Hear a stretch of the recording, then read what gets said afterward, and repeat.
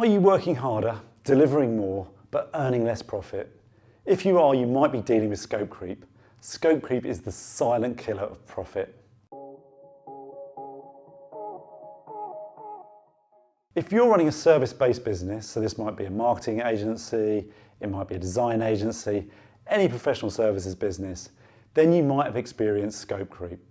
And what this is where there are gradual changes to the original scope that you agree with your client, which you've now got to deliver, which are now costing your business money, which means you earn less profits on the project. So what are the most common forms of scope creep? The first one is caused by vague proposals. This is when you agree the scope with your client, but it's too vague. You've not been specific enough in your proposal to tell them exactly what they're going to get and when they're going to get it. So that's the first area where scope creep can creep in. Second area is poor boundaries. So, where scope creep crops up, you quite often hear the words, could you just do this? Or would you mind doing this? When those things crop up, you need to have boundaries in place, and it's quite clearly defined when those boundaries have been reached. And once they've been reached, anything outside of those boundaries is potentially a change control, and a change control should be chargeable back to the customer.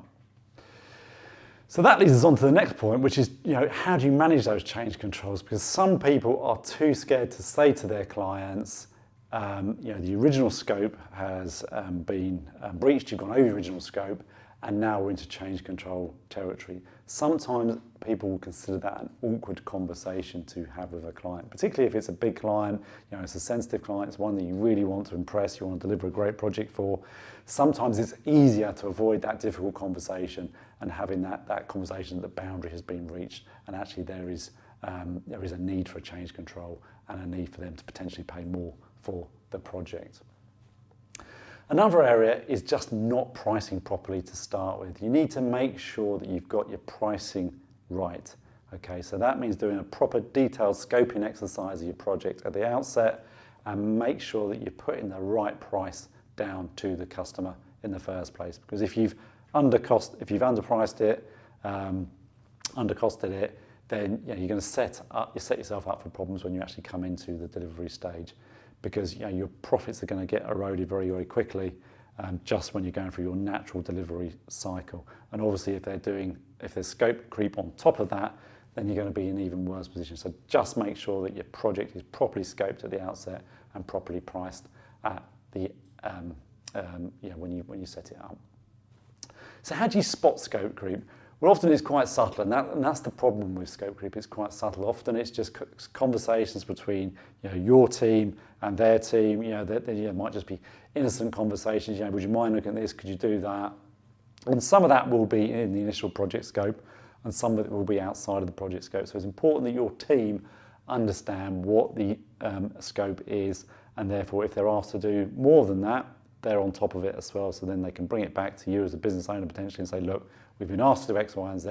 Was that in the original scope, or should we be charging them for this? So it's important that your team are bought into the project that they are delivering, and they understand what that scope was in the original project. So how do you stop it? Well, so first one we talked about already, making sure you've got crystal clear proposals. At the outset, you've been very, very clear on what your deliverables are. Agree a change request process. So if there is if they do make additional demands on you, if they do change the scope, agree what that process looks like. And normally, most professional services firms will have an agree process. So they will then document what the change is going to be, and then the customer effectively signs up to that change. And when they're signing up to that change, they also sign up to the additional cost of that change. So again, when you come to bill them for that extra work, you don't get into this whole scenario of why have you sent me this invoice? I wasn't expecting this bill, because that doesn't look professional, and it can cause animosity between you and your client. Next area, make sure you're using proper project management tools. So things like time tracking, Gantt charts, making sure that the project is broken down into all of its key deliverables. You've got time assigned to those, and potentially your team are writing time, so you understand exactly where you are against those projects. And also then you need to track it. So if you're looking at, if people are doing timesheets, you need to be tracking those timesheets And if they are indicating that the time is taking significantly more on a project, then you need to interrogate that, investigate that to see where that time is going and check whether that was in the original scope or outside the original scope. And if it's outside, then you should be going back to the client and asking them, saying, look, flagging this is potentially a change request because we're doing all this additional time, and make the client aware of that and get them to potentially sign up to that change control. The other area is quite simple, is some of it is about having the ability or the confidence to say no when the client is making additional demands on you. If that wasn't the original scope, you are potentially in your rights to say no. If you want to accommodate the customer, then by all means do so, but then it will be accommodated under the change control process, and therefore you would ask them to sign up that change control and potentially pay you for that change control. But don't be afraid of saying no, and potentially politely pushing back on the customer to say, that was outside the original scope, and we can't potentially do it.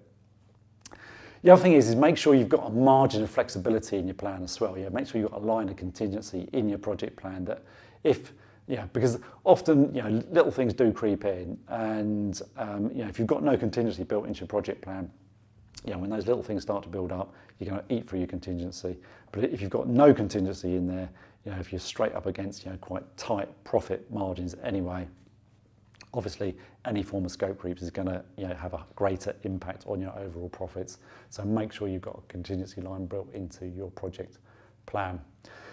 And the last area is make sure you review your projects to completion. So digest those with your team to look at what worked well, what didn't work well.